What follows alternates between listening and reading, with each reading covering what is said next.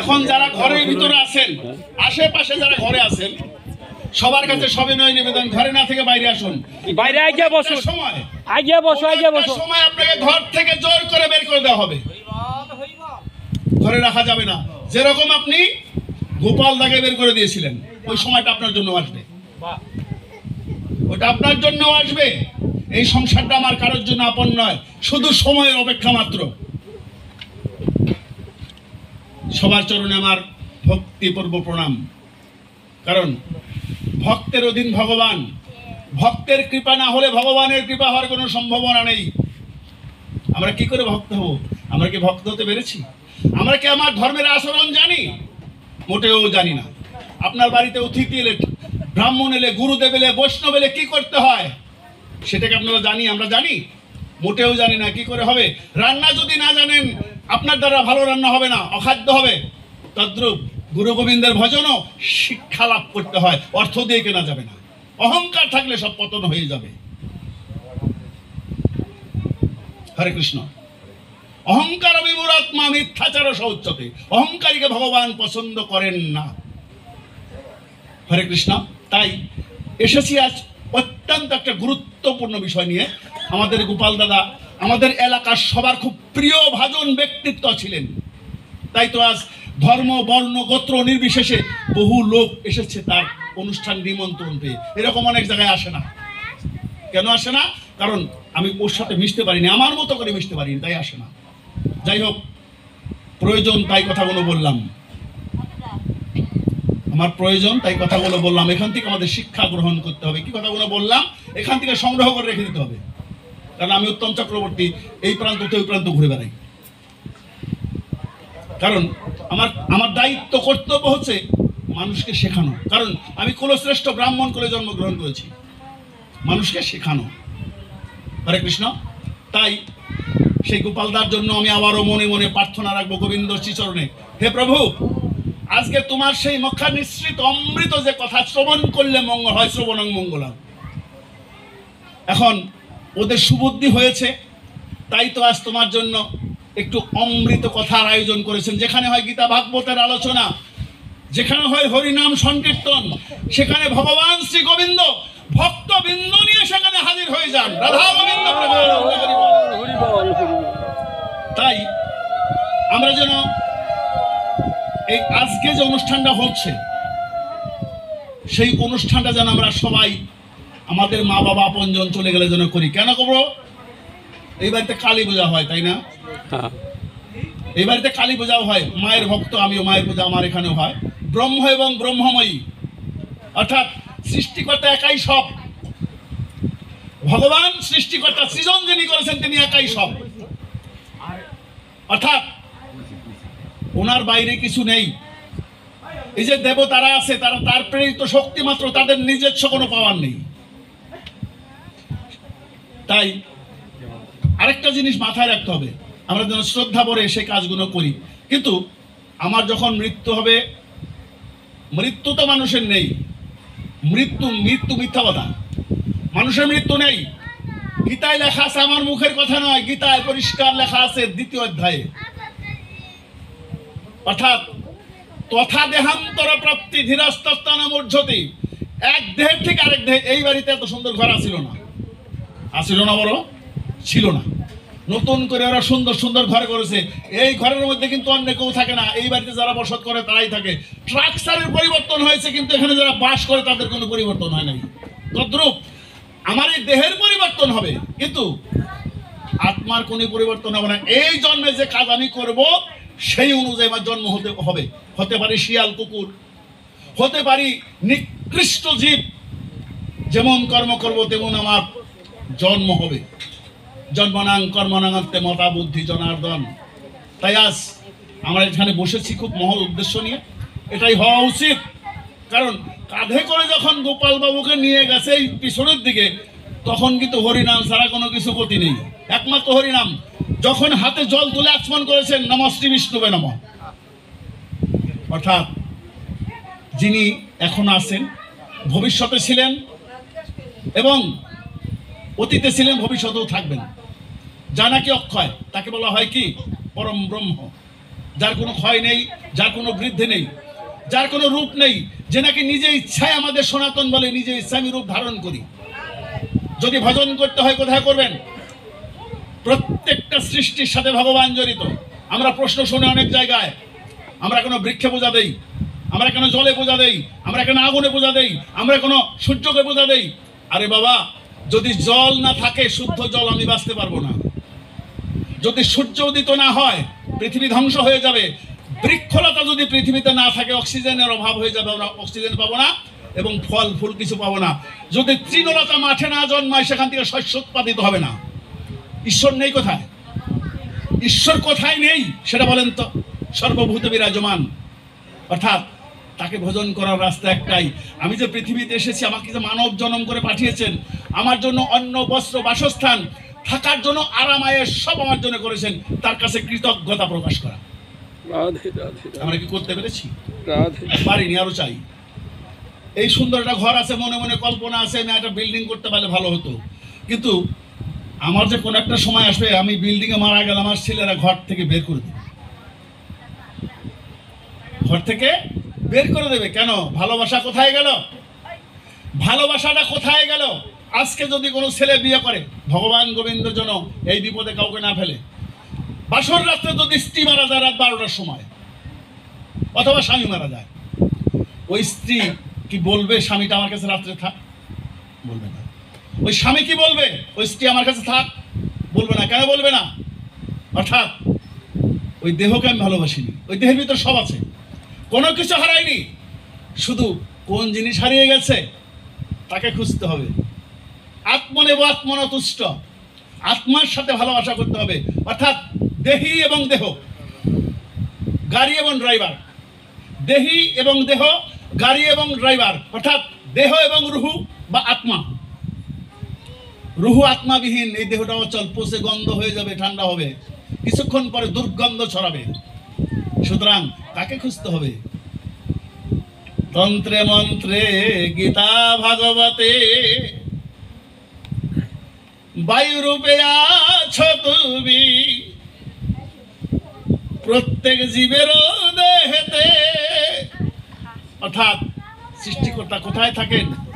অনেক কাছে, আমার খুব কাছে, অতীব নিকটে। কথা বলো না ছোটরা, অতীব নিকটে থাকেন। কিন্তু কামনা বাসনা লোভ লালসা আমার অনেক সুন্দর, চেহারা উত্তম গোসাই চেহারা কত সুন্দর, তাই না? হ্যাঁ, কিন্তু ভিতরে যদি মনুষ্যত্ববোধ না থাকে, ওই রূপের কোনো দাম আছে? কোনো দাম নেই। আপনার অনেক সম্পদের মালিক আপনি, সেই সম্পদ যদি গরিব দুঃখী কাঙালের যদি কোনো উপকারে না আসে, যদি সেই সম্পদ দিয়ে আপনি তাদের উপকার না করেন, ওর বৃথা সম্পদ, পাপ হবে ওইটা। কারণ রেখে যেতে হবে, ওটা নেওয়া যাবে না। আপনি অনেক জ্ঞানী, অনেক বুদ্ধিমান, আপনার জ্ঞানে আপনি কয়জনকে জ্ঞানী করতে পেরেছেন? আপনি অনেক বুদ্ধিমান, আপনার বুদ্ধি দিয়ে আপনি কয়টা ব্যক্তিকে বুদ্ধিমান করতে পেরেছেন? হরে কৃষ্ণ। অর্থাৎ যে দান করতে পারে, শুধু অর্থদানই দান নয়, শুধু অর্থই দান নয়, জ্ঞান বুদ্ধি বিবেক এগুলোও দান করা যায়। দানের সমান ধর্ম নাই, আর হিংসার মতো পাপ নাই। তাই কথাগুলো প্রারব্ধে বলে গেলাম। আমাদের গোপালদা, উনি হয়তোবা ওনার তো দেহের নষ্ট হয়েছে, আত্মা তো নষ্ট হয়নি। আমটা খেয়েছেন, আঠিটা ফেলে দিয়েছেন বাইরে, ওটা নতুন করে গাছ গজাবে। আঠিটা আপনার খান নেই তো। লিচু খেয়েছেন, লিচুর বীজটা ফেলে দিয়েছেন। অর্থাৎ দেহ থেকে আত্মাটা বেরিয়ে গেছে, কিন্তু আত্মার মৃত্যু নেই, আত্মার বৃদ্ধি নেই, আত্মার কোনো ক্ষয়ও নেই, ও সমানই থাকে। তাই আজ আমরা যেন এখান থেকে শিক্ষা গ্রহণ করি। এখান থেকে আমাদের শিক্ষা গ্রহণ করতে হবে। কেউ আপন না আমার। ভগবান বলেছেন, বহু নবী ব্যতীতানি জন্মানি তব অর্জুন। বহুবার তুমি পৃথিবীতে এসেছো, কিন্তু তোমার সেগুলো মনে নেই। অনেকবার এসেছো, তোমার সেগুলো মনে নেই, কিন্তু আমার মনে আছে। জন্ম কর্ম চমে দিব্যম। আমি জন্মগ্রহণ করি না, তবে আমি ভক্তদের মাঝে বিভিন্ন রূপে নিজেকে প্রকাশ করি মাত্র। কিন্তু তুমি তো সেটা পারো না। তাই আসুন, আমরা কোথায় যাব? জন্ম দিয়েছি সন্তান, তার কর্তব্য কি? মা বাবার প্রতি তার কি কর্তব্য? সমস্ত সম্পদ তো গোপাল দামের, তাই না? না তার ছেলের? না গোপাল দামে গোপাল দামের না? হ্যাঁ। গোপাল দাম কোথেকে পাইছে? তার বাবার থেকে, বাবার থেকে। তাই না? তার সে কোথা থেকে পেয়েছে? তার বাবার থেকে পেয়েছে। এটা তো আমাদের নিজস্ব সম্পদ নয়। শুধু এইটাই না, আমার যে দেহ সম্পদ, আমার যে দেহটা, আমার দেহটাও মায়ের থেকে ভক্তি দেয়। 10 অংশ, বাবার থেকে 16 অংশ। 16 অংশ হলো মার, আর 10 অংশ, আর 6 অংশ বাবার। পিতৃমাতৃ প্রদত্ত দেহ নিয়ে আমি বিরাজ করছি। ভক্তদের উদ্দেশ্যে প্রণাম। তাহলে মা বাবার প্রতি কি করা কর্তব্য? এই সম্পদ তো ওই ছিলেন না, এটা গোপাল দাম রেখে গেছে বৃথায়, সে মালিক। না থাকলে সে মালিক হতো না। সুতরাং নদীর থেকে জল তুলে যদি নদীতে ঢেলে দিয়ে আমার কোনো ক্ষতি হওয়ার সম্ভাবনা নেই।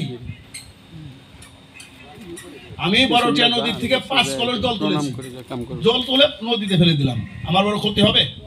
ক্ষতি হবে না, কারণ ওই জলটা নদীর থেকে তুলেছি।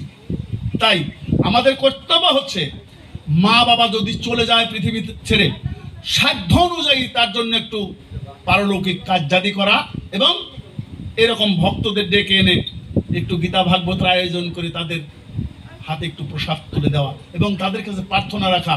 আপনারা প্রার্থনা রাখবেন, আমার বাবা বা আমার স্বামী বা আমার দাদু পৃথিবী থেকে দেহ ত্যাগ করেছেন, তার মৃত্যু হয়নি, উনি যেন আমার গোবিন্দের চরণ প্রাপ্ত হয়।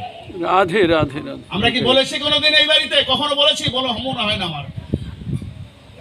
আমি কিন্তু প্রথম আচরণের কথা বলেছি। অতিথি হতে পারে ডম, চন্ডাল, মুসি মেথর, হতে পারে মুসি মেথর, কিন্তু তার ভিতরে যে আত্মা বিরাজ করে, আপনার ভিতরে একই আত্মা বিরাজ করে, তাকে ছোট করার দেখার কোনো অবকাশ নেই। আপনি হয়তো জানেন না, নীতিশ জানে, আমার মুসি মেথর ডোম পর্যন্ত শিষ্য আছে, তারা আমার ঘরে ঢুকে বসাই। কারণ ডোম মুসি মেথর হয়ে একে জন্মগ্রহণ করে না। রাধে রাধে। এই পৃথিবীতে এসে যে কাজ শুরু করে তাকে ডোম মুসি মেথর বলা হয়। তাই মানুষকে শ্রদ্ধা করতে হবে, মানুষকে ভালোবাসতে হবে। মানুষকে যদি ভালো না বাসেন, সৃষ্টিকর্তাকে আপনি ভালোবাসতে পারবেন না। প্রথম, সবার উপর মানুষ সত্য, তার উপরে নাই, সে যেই হোক। হরে কৃষ্ণ। তাই আজ নুহুস রাজা,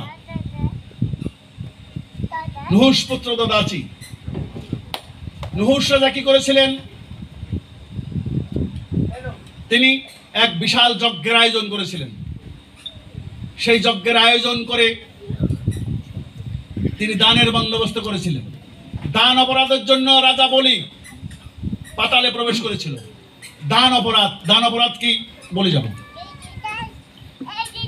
এবং নুহুস রাজা যখন নাকি যজ্ঞ শুরু করলেন, আমার কথা নয়, শ্রীমদ্ ভাগবত থেকে বলছি, সেই দান করার সময় নুহুস রাজা চিন্তা করলেন, আমার সন্তান আছে, স্ত্রী আছে, নাতিপুতি আছে, আমি একটু স্বল্প ব্যয়ে আমি দানটা করব।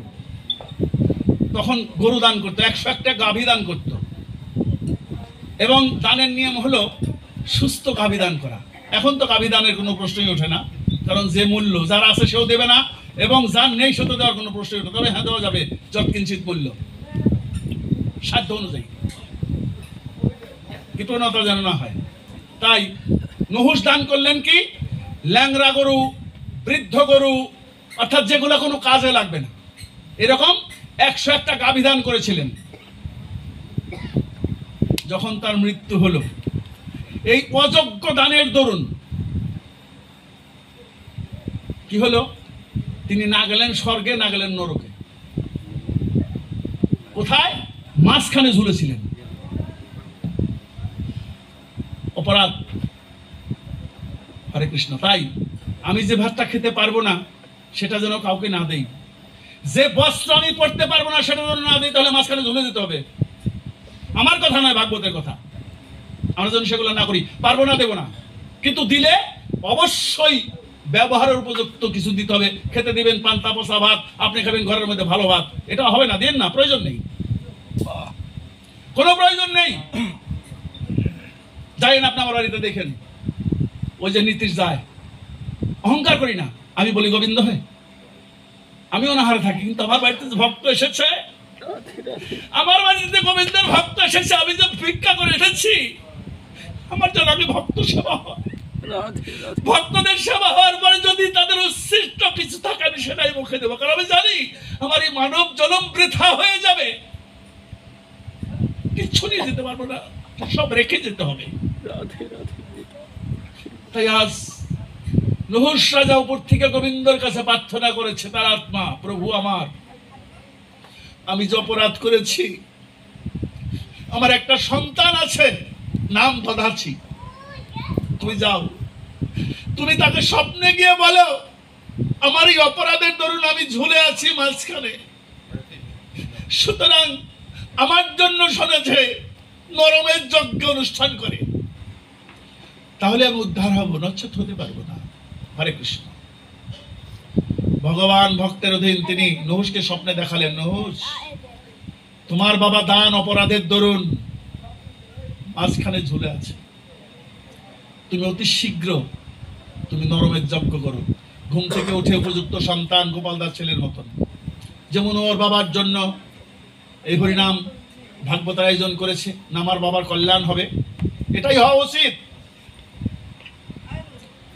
তখন তার গুরুর কাছে চলে গেছে, গুরুদেব আমার বাবা কেমন স্বপ্ন দেখিয়েছে, আমাকে নরমের যজ্ঞ করতে হবে। গুরুদেব বলেছে সাবধান, তুমি জানো নরমের যজ্ঞ কি? নরমের যজ্ঞ হচ্ছে 1000 ব্রাহ্মণ লাগবে এবং কমপক্ষে 500 থেকে 1000 মণ লাকড়ি লাগবে, চন্দন কাঠ, তৎসম পরিমাণ ঘৃত লাগবে এবং অষ্টমতম গর্ভের অষ্টমতম বয়সের 8 বছর বয়সের কৃষ্ণকায় একজন ব্রাহ্মণ সন্তান লাগবে, যজ্ঞের আহুতি তাকে দিতে হবে এবং সেই ব্রাহ্মণ সন্তান যে নিয়ে আসবে সে যদি ইচ্ছা করে এই কাজে রাজি হয় তবেই সম্ভব, নলে সম্ভব না। বললে হ্যাঁ হবে। তিনি মন্ত্রীকে বললেন, মন্ত্রীবর আমার বাবার উদ্ধারের জন্য আমি এই কাজ করতে চাই, গুরুদেব না করেছে, আপনি প্রস্তুতি গ্রহণ করুন, আপনি আমার রাজ্যে যা আছে অর্ধেক সম্পদ হীরা জহরত আপনার রথে উঠিয়ে দিলাম, আপনি অষ্টমতম গর্ভ, বয়স 8 বছর, গায়ের রং কৃষ্ণবর্ণ ব্রাহ্মণ সন্তানকে খুঁজে নিয়ে আসবেন। কেউ দেবে? কেউ দেবে না, কারণ কোন মাই চায় না আমার ছেলে অন্ধ হোক, কুৎসিত হোক, আমার বুকে সে বেঁচে থাক, এটা প্রত্যেক মা বাবা চায়। কিন্তু ভগবানের পরীক্ষার উত্তীর্ণ হওয়া আমাদের সম্ভব না, কারণ আমরা যে মায়ায় জর্জরিত, কাজেই সম্ভব না। তাই মায়ার থেকে ঊর্ধ্বে উঠতে গেলে কি করতে হবে? কোনো একদিন আমরা ত্রেতা যুগে যাই, একটু কোনো একদিন এক ত্যাগী বৈষ্ণব তিনি খেওয়া পারাপার করতেন, যেমন আমাদের এখানেও ছিল খেওয়া ঘাট, আমরা দেখেছি, অনেকে দেখেননি। এই খেওয়া ঘাটে পারাপার করতো এই নদীটা, ওই জায়গায় 3 জন খেওয়া বাইত, তন্মধ্যে ধীরাজ করে এক খেওয়া ঘাট ছিল, সংসার করেছিল ঠিকই, কিন্তু সে কোনোদিন সন্তান ধারণ করেননি, কারণ সন্তান ধারণ করলে মায়া জুটবে, আমি সন্তানের প্রতি আকৃষ্ট হয়ে যাব, সুতরাং আমরা সংসার করে যাব কিন্তু সন্তান ধারণ করব না। এভাবেই দিন চলবে, ওই গুদারা বায় আর কিছু পয়সা পায়, আর ভগবান রামচন্দ্রকে ডাকে যে কোনো একদিন রামচন্দ্র যেন আমার এই খেওয়া ঘাট ওটা পার হয়। দেখুন ভক্ত কাকে বলে, ভগবানকে সে নৌকায় তুলতে চাচ্ছে, দীর্ঘদিনের তার বাসনা। অর্থাৎ আপনি মনে মনে যেটা কায়মন চিত্তে প্রার্থনা করবেন সেটা এই জন্মেই পূর্ণ হওয়া সম্ভব, যদি সেই কামনায় বা বাসনায় ভগবানকে ডাকার জন্য একটু ঘাটতি থাকে, সেটা হয়তো 1-2 জন্ম পরে ঘটে যাবে, নিঃসন্দেহে ঘটবে। তাই হঠাৎ করে দেখুন, আমাদের মায়েরা যদি শুদ্ধ বুদ্ধির হয় তাহলে কিন্তু আমরা উদ্ধার হতে পারি, এবং ওনাদের ভিতরে মায়া মমতা এবং স্বার্থপরতা যদি থাকে তাহলে উদ্ধার হওয়া খুব অসম্ভব, এবং তাদের নিজেদের জন্য করে না, সন্তানের জন্য এগুলো করে থাকে। আমি রামায়ণ থেকে বলছি, আমার মুখের কথা নয়। রাজা দশরথের কয়জন স্ত্রী ছিল? 3 জন। 3 জন না? কি কি নাম? কৌশল্যা কৈকেয়ী, সুমিত্রা। সুমিত্রা। কৌশল্যা ছিলেন বড়, তার গর্ভে রাম, এবং সুমিত্রার গর্ভে হয়েছিল ভরত। এভাবে রাম লক্ষ্মণ ভরত শত্রুঘ্ন 4টা সন্তান ছিল। কোন একটা সময় সেই কৈকেয়ী দশরথকে বলেছিল, দুর্বল মুহূর্ত, পুরুষ কিন্তু মেয়েদের কাছে ধরা, যদি সে জ্ঞানী পুরুষ না হয়। বলেছিল, ওগো সারা জীবন ভরে তো তোমার অনেক ভজন সাধন করলাম, তোমার সেবা শুশ্রূষা করলাম, তুমি তো আমাকে কোনোদিনও কিছু দিতে চাইলে না। তোমার 3 জন রানী, তোর মধ্যে প্রিয় কে যে তুমি আমার প্রিয়? এই যে ধরা রাখাইলো কেন? 3 জন স্ত্রী, বলা উচিত ছিল যে 3 জনই তোমার আমার কাছে সমান, কিন্তু ওই মুহূর্তে তিনি সেটা বলতে পারেননি। ও তাহলে আমি যদি তোমার প্রিয় হই, তাহলে আমাকে তুমি 2টো বর দেবে। কি বর? যে প্রতিশ্রুতি দাও, আমি সময় হলে চেয়ে নেব। তখন বলেছিল, যখন রামচন্দ্রকে রাজা বানাবে, তখন কৈকেয়ী বলেছিল যে এখন বর 2টা আমি চাই। কার পরামর্শে? রানী দাসী মন্থরার পরামর্শ বলেছিল। ওই বাচ্চাটা দাসী ছিল, নাম ছিল মন্থরা। রামায়ণে যান, এখনই পাবেন রামের বনবাস যে অংশটায়। তো মন্থরা বলেছিল, এখন চেয়ে নাও, এখন রামকে রাজা বানাতে যাচ্ছে, রামের মা হবে রাজমাতা, রাম হবে রাজা, আর তুমি হবে দাসী। সুতরাং এখনই যাও। পরের দিন সকালবেলা উঠে রামের মাথায় যখন মুকুট তুলে দেবে, জ্যেষ্ঠ ভাই সংসারের সবার থেকে বড় এবং সংসারের সবার থেকে সম্মানিত, কিন্তু আমরা কি বড়কে সম্মান করি? মোটেও করি না, মোটেও করি না। অর্থাৎ বাবার পরেই যে বড় ভাই থাকে, সে বাবার স্থান, শূন্য স্থানটা পূর্ণ করে, কিন্তু আমরা কি তাকে সম্মান করি? ওই শিক্ষায় তো আমরা শিক্ষিত না। তাই রামচন্দ্রকে তুলে দিয়েছে মুকুট, দাঁড়িয়েছে রানী এসে কৈকেয়ী, দাঁড়াও, তুমি বলেছিলে না আমাকে দান দেবে, আমি এই মুহূর্তে চাই। কি চাও? যে আমি এই মুহূর্তে চাই রামচন্দ্র রাজা হবে, প্রথম বর আমার। প্রথম যে বর চাচ্ছি সেটা রাম না, রাজা হবে আমার ভরত। দ্বিতীয় বর, রামের 14 বৎসরের বনবাস হবে, 14 বৎসর মধ্যে সে বাড়িতে ঢুকতে পারবে না। তখন দশরথ বলেছিল যে সত্যভঙ্গের অপরাধে আমি নরক গমন করব, সত্যভঙ্গের অপরাধে আমি নরকে যাব, কিন্তু আমি রামের মতো দেবতুল্য সন্তানকে ভিখারি সাজাতে পারবো না। হরে কৃষ্ণ। রাম কি বলেছিল? রাম বলেছিল, বাবা আপনি আমার স্বর্গ, পিতা স্বর্গ, আপনি আমার ধর্ম, পিতা ধর্ম, আপনি আমার তপস্যার ধন। আপনি যদি আমাকে ছোট থেকে বড় না করতেন, যদি জন্মদান না করতেন, তাহলে পৃথিবীর মুখ আমি দর্শন করতে পারতাম না। তাই আপনার সম্মানের কাছে কিসের রাজিত্ব? আমি আপনার সম্মানার্থে সবকিছু ত্যাগ করতে প্রস্তুত। হরে কৃষ্ণ। রাম সব ত্যাগ করে বনবেশে যাচ্ছে। তখন কোন কাজ করলে মায়ের বুকে দুধ পান করে না সন্তান, এবং কোন কর্ম করলে মার বুক থেকে সন্তান দূরে চলে যায়, মার কাছে আসে না, শুনে রাখেন, আমার থেকে জ্বলন্ত প্রমাণ দিয়ে যাব। অর্থাৎ রাম যখন বনবাসে যাচ্ছে, মা গ্লাস দুধ তুলে দিয়েছিল মার রামের মুখে। রাম বাবা বনবাসে যাবি, সেখানে তো ধন সম্পদ নিয়ে যাওয়া যাবে না, শুধু নিয়ে যাবে কি পরনে বস্ত্র, আর তো কিছু নেওয়া যাবে না। সুতরাং বাবা 1 গ্লাস দুধ পান করে যা। তখন কৈকেয়ী এসে দুধের গ্লাস ফেলে দিয়েছিল রামের মুখ থেকে, বলেছিল তুমি যাবে বনে, খাবে কি বৃক্ষ, তরু, লতা, ফল, ঝর্ণার জল, সুতরাং দুগ্ধ পান করে তোমার মুখ নষ্ট করে লাভ নেই। ফেলে দিয়েছিল দুধের গ্লাস। হরে কৃষ্ণ। তাই গৌরাঙ্গ মহাপ্রভু যখন জন্মগ্রহণ করেছিলেন, দ্বিতীয়বার মায়ের কোল থেকে দূরে চলে গিয়েছিলেন, কারণ তিনি ছিলেন কৈকেয়ী, পরবর্তী জন্মে তিনি হয়েছিলেন। একটা আলাদা নীলে আছে, প্রভার যজ্ঞে সেটা আছে। এবং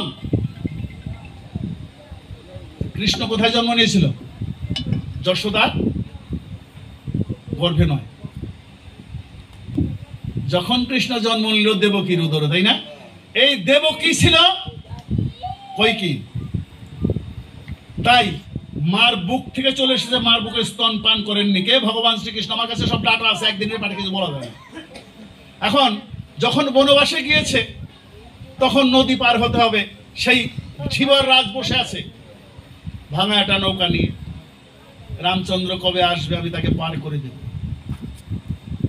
ধীবর হঠাৎ করে সে একদিন সন্ধান করছে, গুরু নাম জপ করছে, তার মনে মনে উদয় হলো যে কালকে রামচন্দ্র আসবে আমার ঘাটে আমার নৌকায় পার হতে। তখন সেই ঘাটের যে ইজারাদার ছিল তাকে বলেছিল, আমি আপনার ঘাটে সারা জীবন লোক পারাপার করেছি, আমি কোনোদিন আপনার কাছে কিছু চাইনি, কিন্তু আজকে আমি আপনার কাছে কিছু চাবো। যে কি? যে এই ঘাটে 3টা নৌকা আছে, আগামী দিন যেন কোনো নৌকা ঘাটে না আসে, আগামী দিন এই ঘাটে আমি একা থাকবো। কারণ তার ধারণা রামচন্দ্র এসে যদি আমাকে পার পায় তাহলে তো আমার নৌকায় উঠবে না। কাজেই আপনার কাছে আর কিচ্ছু চাওয়া নেই, বাকি জীবন আপনার কাছে আর কিছু চাবো না। তখন উনি বলেছিলেন তথাস্তু, তাই হবে। তখন রামচন্দ্র সন্ধ্যার দিকে, একটু কথা বলবেন না, খুব গুরুত্বপূর্ণ জিনিসগুলো শোনেন, অর্থ দিয়ে কেনা যাবে না এগুলা। হঠাৎ করে রামচন্দ্র, সীতা এবং লক্ষণ এসে পাড়ের ঘাটে হাজির। কখন? সন্ধ্যায়। আমি যখন দেহ ত্যাগ করে চলে যাব, আমি সেই ভব পারাবারের খেয়া ঘাটে কখন গিয়ে দাঁড়াবো? তখন কি ঘাটের মাঝি থাকবে? মাঝি থাকলেও কি আমার কাছে সেই পারাপারের ঘাটের পয়সা থাকবে, করি থাকবে? এমন কোন কাজ কি করেছে যে আমি ঘাটে গেলে আমাকে মাঝি পার করে দিবে? রাধে রাধে, নিতাই গৌর। হয়তো দেবে না, কারণ এই জগতে সে শুধু নিজের ব্যক্তি স্বার্থের চিন্তা করেছে। কাজে মাঝি বলবে, তুমি তো কাউকে কিছু দাওনি, তাহলে আমি তোমাকে কি করে দেব? তাই আমরা যেন এই জিনিসগুলো মাথায় রাখি। রামচন্দ্র যখন ঘাটে গিয়ে দাঁড়িয়েছে, ধীবর বলেছে, প্রভু এসো, এসো আমার কাছে।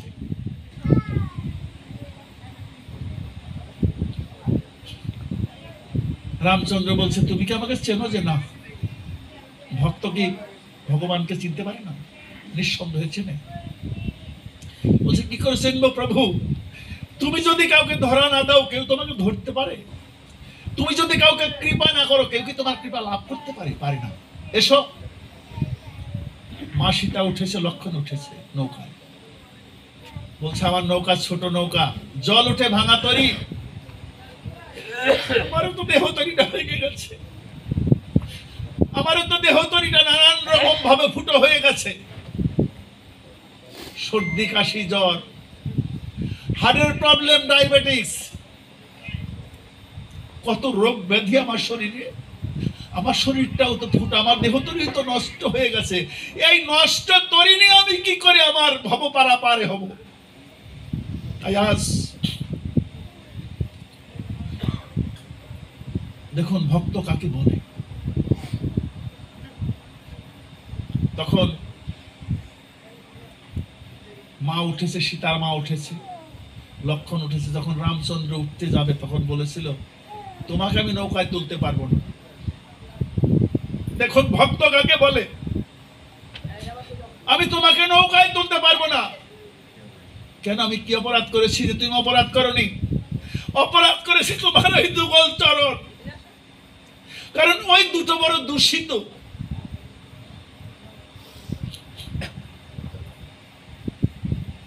বলে, কিভাবে দূষিত? কেন প্রভু তোমার মনে নেই যখন অহুল্লা পাষাণী হয়েছিল, তোমার এই চরণ স্পর্শে সেই পাষাণ মানবী হয়ে দাঁড়িয়েছিল। তোমার চরণ বড় দূষিত চরণ। আমার ছোট্ট নৌকা, আমার ঘরে একজন স্ত্রী, আমি এই নৌকা দিয়ে পারাপার করে আমি আমার স্ত্রীর মুখে এক মুঠ অন্ন তুলে দেই, গোবিন্দ সেবা দিয়ে আমি এক মুঠ অন্ন মুখে দেই।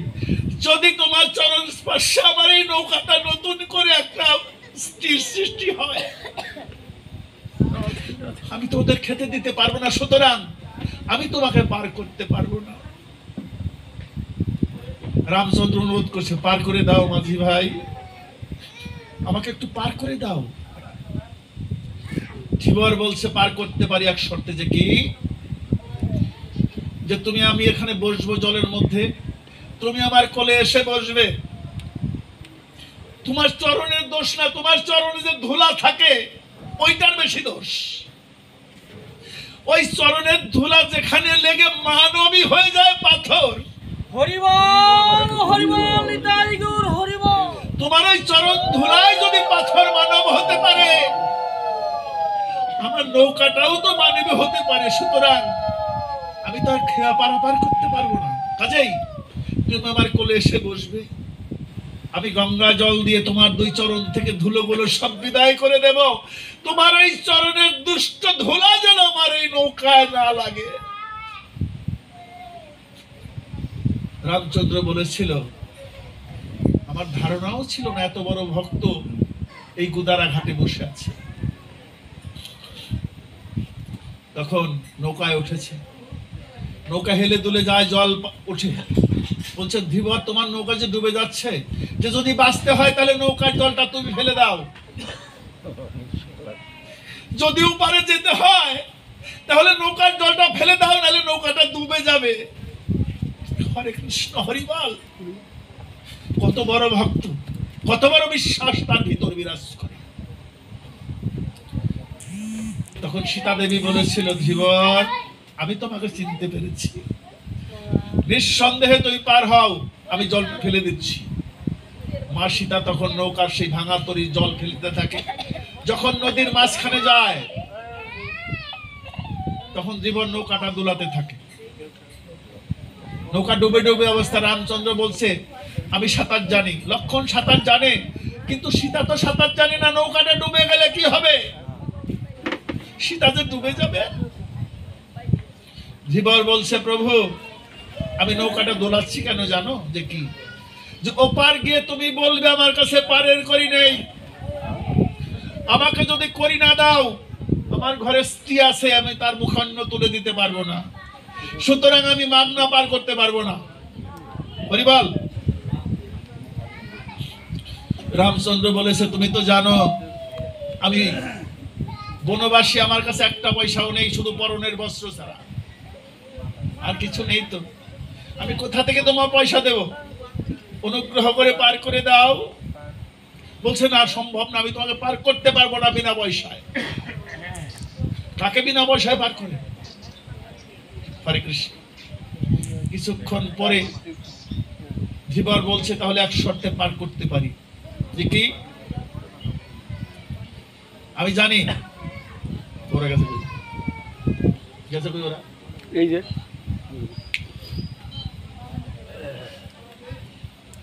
ঝুড়িটাও দৌড় লাগবো না, না ওরাই বাজাইব। এক শর্তে আমি তোমাকে পার করে দিতে পারি। যে কি শর্ত? যে প্রভু আমি জাইলা হতে পারি, ধীবর মানে জাইলা, জেলে। আমি জেলে হতে পারি প্রভু, কিন্তু আমি তোমাকে চিনতে পেরেছি। আমি তোমাকে এক শর্তে পার করব। কোন শর্ত? যে আমি তোমাকে জানি। যে বলো তো আমি কে? যশোদানন্দন। কে বলছে? ধীবর। বিপদ ভঞ্জন ব্রজের ব্রজানন্দ, সত্য যুগে তুমি নারায়ণ। আমি ভজিব তোমার রাঙাচর। যশোদানন্দন বিপদ ভঞ্জন, যশোদানন্দন বিপদ ভঞ্জন, ব্রজের ব্রজানন্দ, সত্য যুগে তুমি নারায়ণ। আমি ভজিব তোমার রাঙাচরণ।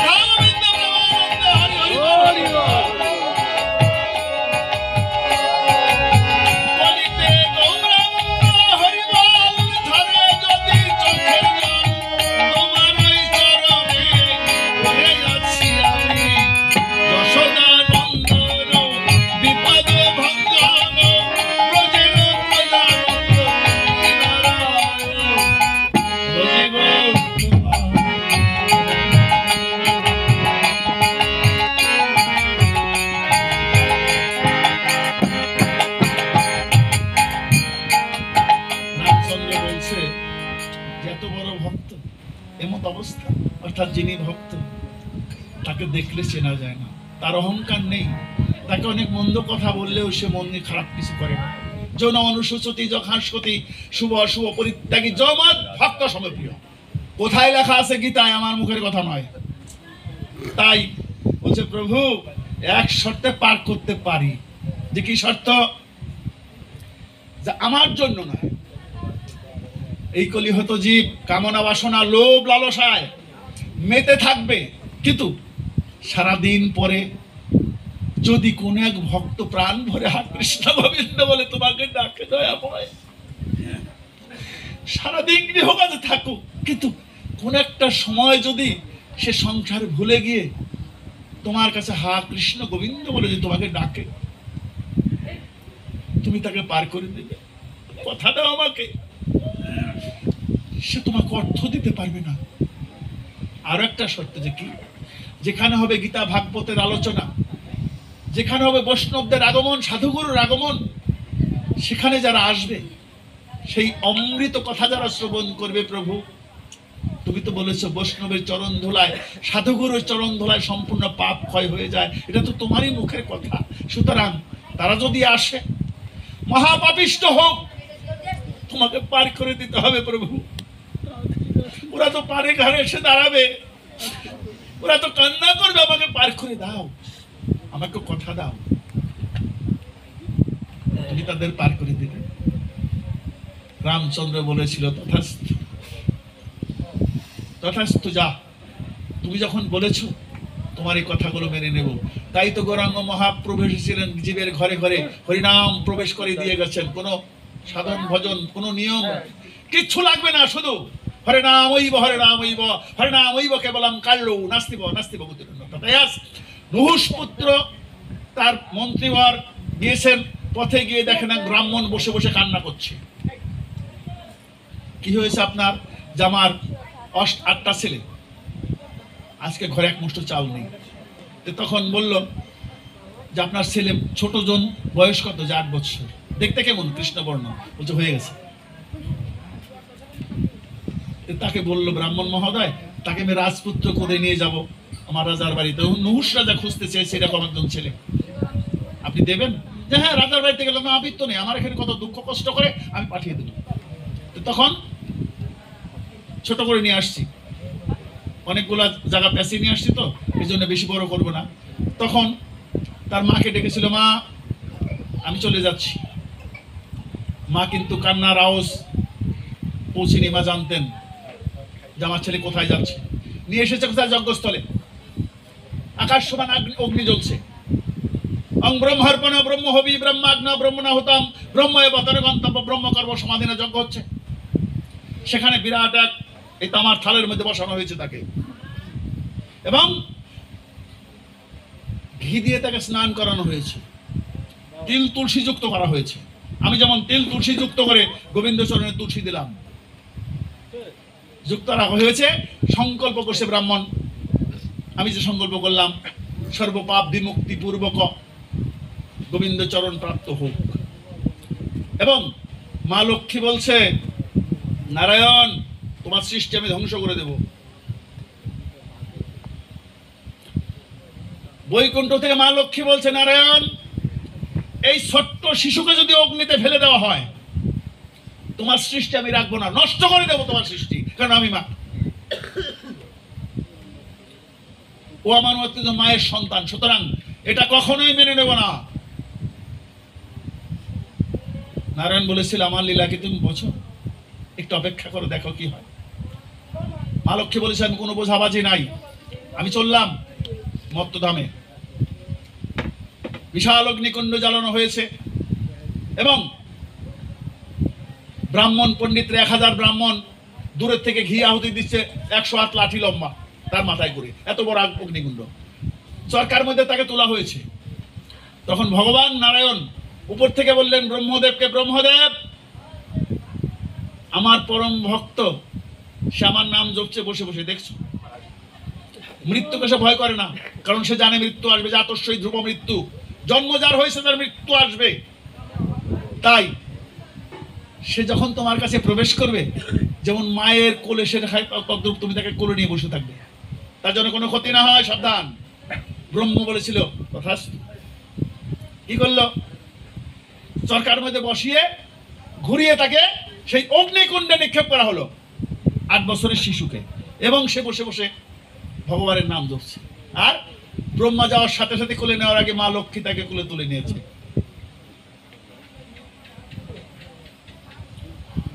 নিয়ে বলেছিল, বাবা তুমি এত রিক্সা আসলে কেন? যে মা, আমার এই পচা দেহের বিনিময়ে, দেখেন কত বড় জ্ঞানী, আমার এই দেহ যদি বনে জঙ্গলে মৃত্যু হয়, শিয়াল শকুনে ছিঁড়ে খাবে।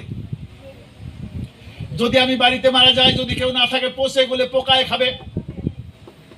আর যদি সবার সামনে আমার মৃত্যু হয়, তারা আমার এই দেহটাকে হয়তো মাটির নিচে পুঁতে দেবে, না হয়তো আগুনে পুড়িয়ে শেষ করে দেবে। সুতরাং আমার এই দেহের জন্য যদি কোনো একটা লোক উদ্ধার হয়, আমার তো কোনো ক্ষতি নেই, কারণ আমার মৃত্যু আজও হবে, না হলে কাল হবে।